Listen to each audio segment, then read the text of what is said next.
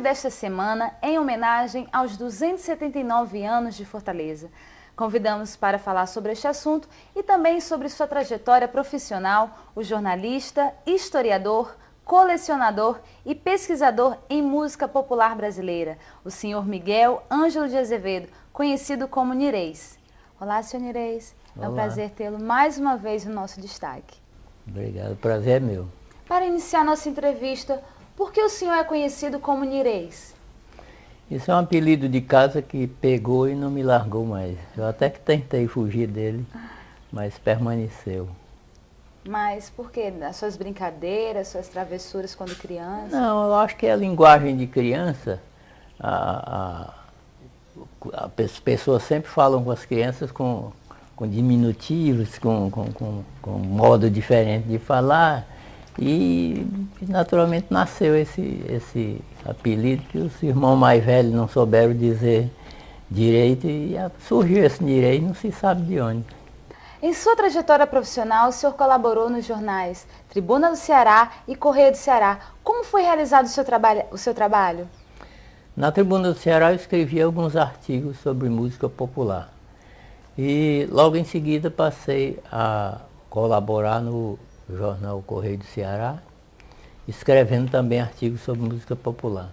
Logo em seguida eu organizei o meu trabalho e fundei o museu, né? Dei o nome ao museu, né? Que na época era Museu Fonográfico do Ceará. E por sugestão de um rapaz que trabalhava no Correio do Ceará, eu passei a fazer semanalmente uma coluna que era a coluna do MUSFONO, que era a sigla do Museu Fonográfico. Então, fazia semanalmente essa coluna no Correio, fiz por uns 2 ou 3 anos, né? Até que um dia eu fui convidado pelo Demócrito Duma para passar para o jornal O Povo, que nessa época funcionava ali na rua Senador Pompeu, onde foi a Mesbla e onde hoje tem uma loja, parece que insinuante, uma coisa que valha. Em 1978, tornou-se jornalista profissional e trabalhou no jornal O Povo. Conte essa experiência de reorganizar o banco de dados do jornal. Em 1978, o jornal O Povo completou 50 anos.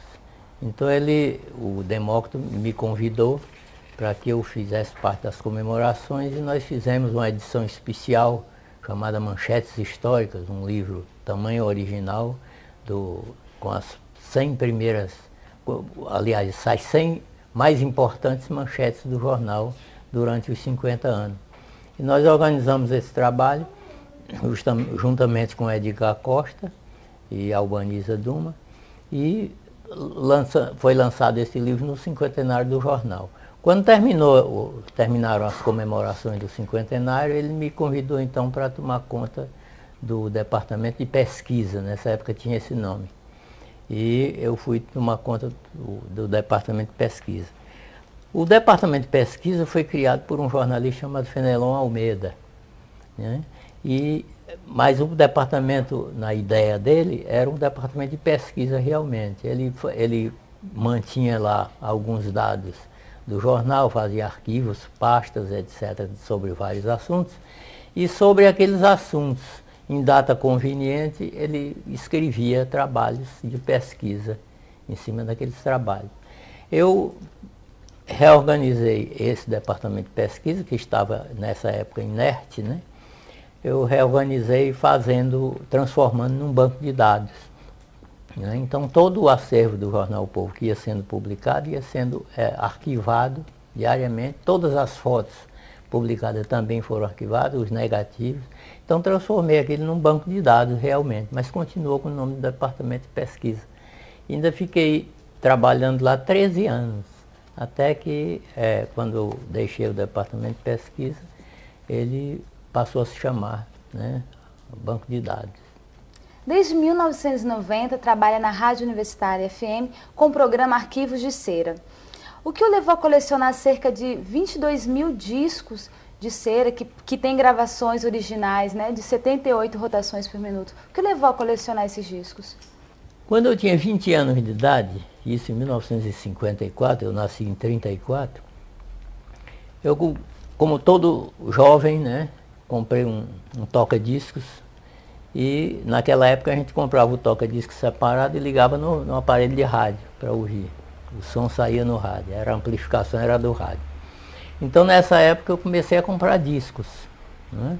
Acontece que em 1954 a música popular brasileira não estava no seu auge porque nós tínhamos passado pela Segunda Guerra Mundial e depois da Segunda Guerra tínhamos tido uma invasão tremenda de músicas norte-americanas, né? E o comércio fonográfico do Brasil estava eivado de foxtrot, jazz e boleros, né? Então eu não gostava da música da minha época. Então comecei a adquirir discos, alguns da minha época, que eu gostava. Quando encerrou, não tinha mais nada que eu gostasse, eu passei a comprar reedições. Existiam muitas. Nessa época ainda existia disco de 78 rotações no comércio. O long play não estava aparecendo. Então eu comecei a colecionar discos de reedições. Quando comprei todos os discos de reedição que existiam no comércio, então eu passei a procurar casas de família de pessoas que tinham discos que já tinham saído do mercado, mas que ainda possuíam. Eu comprava com muita dificuldade, as pessoas não queriam se desfazer dos discos, etc. Tive sorte de ser a época do período de advento do LP, então eu ia na loja, tirava vários discos, eu era muito amigo do Gerardo Barbosa, da loja Vox, eu tirava vários discos, 20, 30 discos, ficava na minha conta lá, a notinha, e eu saía com esses discos, trocando por discos 78. Ora, naquela época era muito fácil a gente trocar, porque como hoje você chegar numa casa com vários CDs e tomar os vinil, é fácil, né? Então nessa época era a mesma coisa, então eu tomava os 78 com muita facilidade. Os LPs que sobravam eu voltava na loja, prestava conta, tirava outros e assim ia fazendo. Fui formando a discoteca. Quando foi em 1963, eu iniciei na rádio Uirapuru um programa chamado Arquivo de Cera, que o título é uma imitação de um programa que tinha no Rio de Janeiro chamado Museu de Cera, que era do Heber de Boscoli. Então ele aproveitou, porque existe o Museu de Cera, né, aqueles bonecos perfeitos feitos de cera. Então, como ele usava disco de cera, ele botou o nome do programa de disco de cera, e eu para não de Museu de Cera. Eu, para não botar o mesmo título, usei Arquivo de Cera. Então eu comecei a fazer o disco com disco de 78 rotações e ainda hoje faço com disco de 78 rotações. Esse programa já teve na Rádio Irapuru, foi para a Rádio Dragão do Mar, foi para a Ceará Rádio Clube, teve na Rádio Assunção, voltou para a Rádio Irapuru, foi para a Rádio Cidade e em 90 veio para a Rádio Universitária FM. E o programa está há 42 anos no ar. E quais são os cuidados com esse tipo de material? Bom, o cuidado principal é a limpeza, né?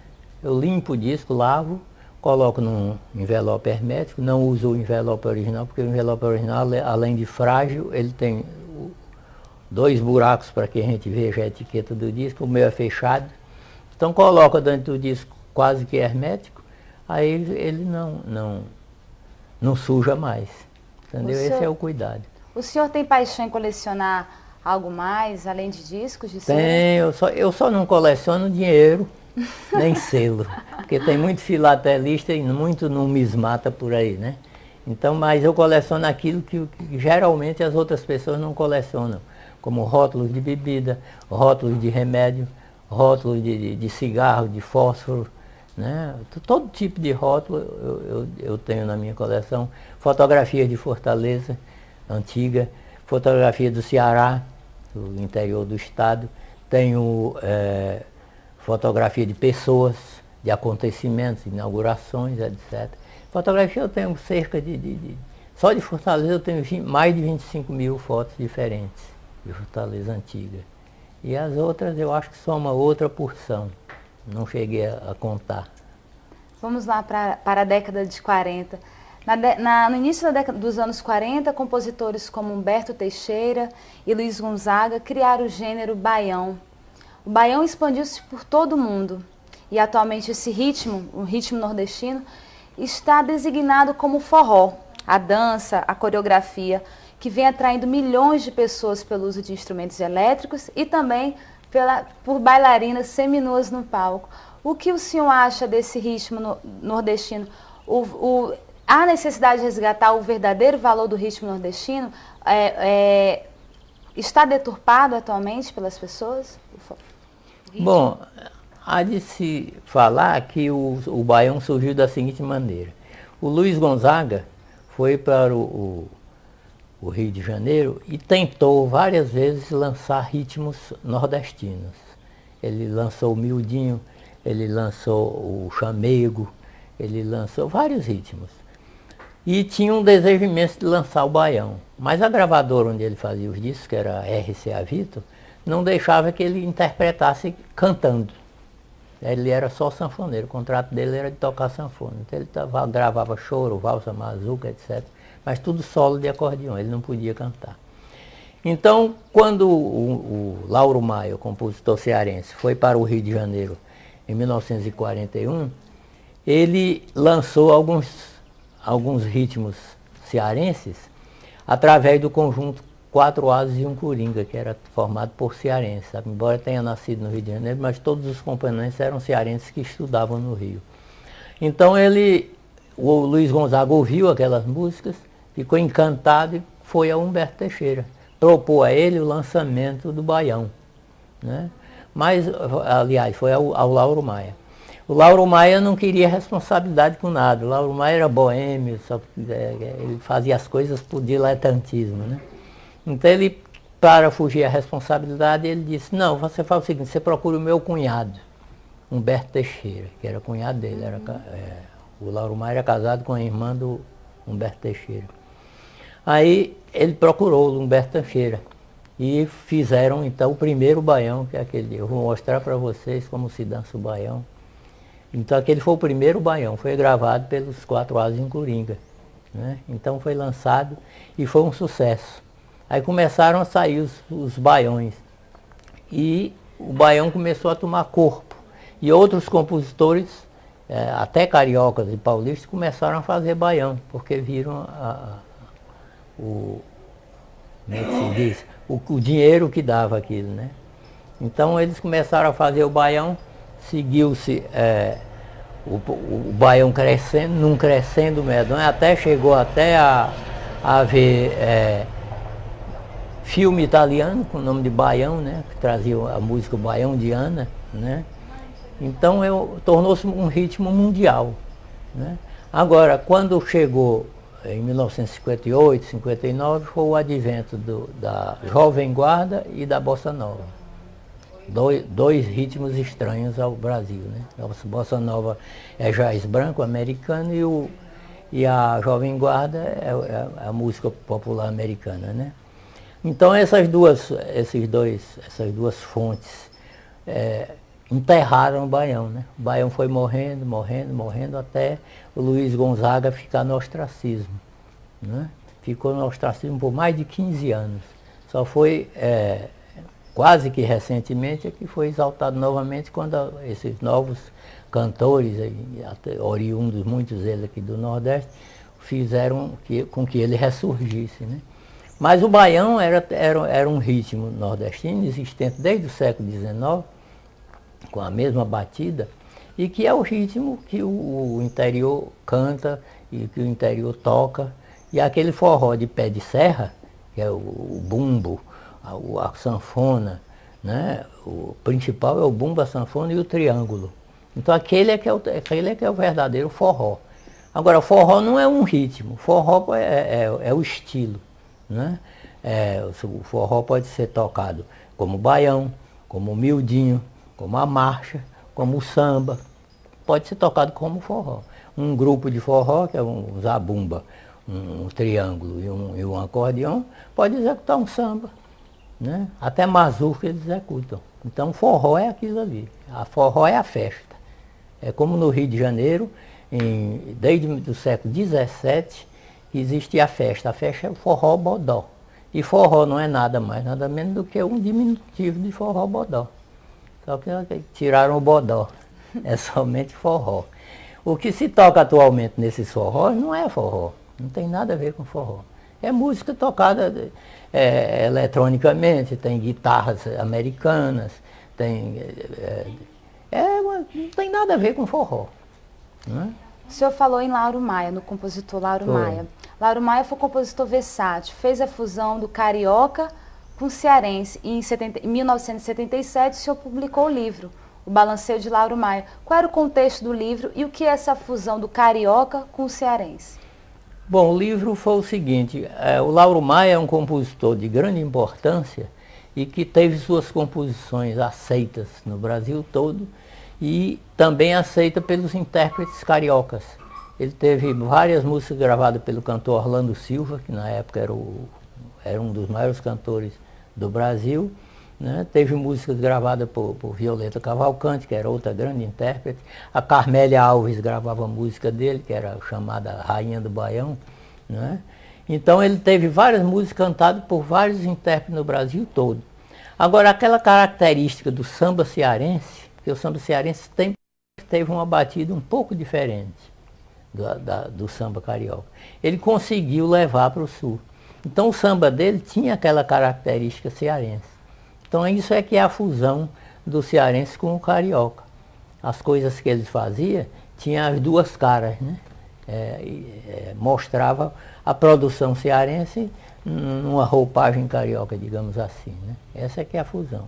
A necessidade do livro, eu notei que, apesar dele ser um compositor de grande importância nacional, ele nunca foi biografado. Então eu fui perseguir toda a carreira dele. Fui na Faculdade de Direito, tem a pasta porque ele estudou Direito, tem a pasta dele lá, ele não chegou a se formar, mas a pasta ainda estava lá. Colhi todos os dados possíveis, fui na família dele, ainda existiam duas irmãs vivas, já não existem mais. Fui na família dele, procurei as partituras e fui juntando, né, os cacos e formei uma biografia. Eu sou o único biógrafo do Lauro Maia. Então lancei o livro, esse livro foi publicado pela Secretaria de Cultura do Estado, no tempo da Violeta Arraes, e lançado. Depois disso já teve mais 4 edições, o mesmo livro. E atualmente tem uma edição daquela coleção pequenininha que é feita pela Fundação Demócrito Rocha. E assim foi. O seu livro Fortaleza de Ontem e Hoje foi publicado em 1991, onde retrata as diferenças arquitetônicas e urbanísticas da cidade de Fortaleza, entre o final do século XIX até o século XX. Qual foi a ideia de fazer o livro? Aquilo, eu comecei a colecionar fotografia, né, quase que paralelamente aos discos, e olhando as fotografias sentia a diferença do que era hoje e de que era ontem. Então tive a ideia de fotografar os mesmos ângulos, né, no hoje daquele tempo. Isso eu comecei em 1975, quando eu comecei a colaborar no jornal O Povo com a página chamada Pesquisa e Comunicação. A primeira página saiu no dia 24 de maio de 1975. Fui ao jornal O Povo, falamos com o secretário de então, que era o JC Alencar Aripe, eu e o jornalista Eliezer Rodrigues, e conseguimos com que fosse publicada essa página. E eu fiquei fazendo semanalmente essa página, saía aos sábados, nessa época o jornal não circulava aos domingos, e ela continuou saindo semanalmente. Quando o jornal começou a sair aos domingos, a página passou para a edição de domingo. Então nessa página, no rodapé geralmente, vinha Fortaleza Ontem e Hoje. Então eu mostrava a fotografia antiga e a atual da época, visto do mesmo ângulo, e eu fazia a descrição, mostrando as diferenças entre uma e outra. E assim eu fui fotografando, fazendo as novas fotografias. Quando eu já tinha cerca de 200, 300 páginas publicadas, eu fiz uma seleção e escolhi algumas daqueles enfoques e formei o livro, que foi publicado pela atual FUNSET, né? Na época tinha outro nome, Secretaria de Cultura do município. Então foi publicada aquele livro. Mas até hoje eu não consegui fazer uma segunda edição. E como o senhor vê a cidade de Fortaleza em relação à memória do seu povo, nos acervos históricos da cidade? Fortaleza é muito difícil de se conseguir assim, uma pesquisa, porque, na verdade, a história dela está muito dispersa, né? Você encontra historiadores como Barão de Studat e João Brígido, que divergem. Então, um dizia uma coisa, outro dizia outra. Você vai ter que tirar suas próprias conclusões. Então, é muito difícil você ter certeza de alguma coisa. Mas, baseado nisso aí, e em outras fontes, né? Por exemplo, uma fonte muito importante que eu acho é o Jornal de Época, né? Mas a Secretaria de Cultura não tem o cuidado bastante com a biblioteca pública. Os volumes de jornais antigos aqui são quase que abandonados. E a pesquisa se torna muito difícil, né? As pessoas que trabalham na biblioteca, elas têm cuidado. Elas têm o cuidado e elas procuram, no máximo possível, fazer com que aquele acervo cada vez melhore mais e que sirva à população. Mas o problema não está nos que lidam com o jornal. Está nos dirigentes, né, que não dão nenhum valor àquilo. E a biblioteca vive subindo um degrauzinho aqui e outro acolá. É muito difícil. Sofreu um incêndio na década de 70, o que acabou com os jornais do século XIX. Né? São fatos que a gente fica indignado. Né? Como é o seu livro, Cronologia Ilustrada de Fortaleza, que foi publicado em 2001? O Cronologia foi o seguinte: o Martins Filho gostava muito de mim, e a recíproca é verdadeira, e ele me pediu um livro para a coleção Alagadiço Novo, uma coleção que ele tinha, feito pela universidade, e que ele ia lançando autores cearenses, né? Então saiu Edgar Alencar, saiu meu pai, Otacílio de Azevedo, saiu o Santos de Azevedo, saiu outros autores cearenses, muitos deles, livros importantes, todos eles, muito bons. Então ele me pediu um livro, que eu quero seu nome na minha coleção. Aí eu digo, tá certo, vou preparar um livro. Aí comecei a preparar, sem muito cuidado, né, um livro sobre Fortaleza. Então comecei a escrever o livro sobre Fortaleza e ele foi crescendo. Quando eu cheguei com o livro lá, ele disse, não, esse livro não é para coleção. Esse livro aqui vai dar 2 volumes, mas eu vou publicar esse livro. Aí ficou com os originais lá, levou para o Banco do Nordeste e conseguiu a publicação no Banco do Nordeste. É um livro tamanho ofício, em 2 volumes de 500 páginas, né? Um com o corpo propriamente dito do livro, que trata da história de Fortaleza dia a dia, né? Do dia 26 de janeiro de 1500, que foi quando Vicente Inhana Espinzon esteve aqui no Cabo de Santa Maria de La Consolación, que é a ponta do Mucuripe. Não tomou posse por causa do Tratado de Tordesilhas, que não permitia, a terra já era dos portugueses. E o que vem comprovar que nunca houve calmaria, né? Eles já sabiam para onde ia. E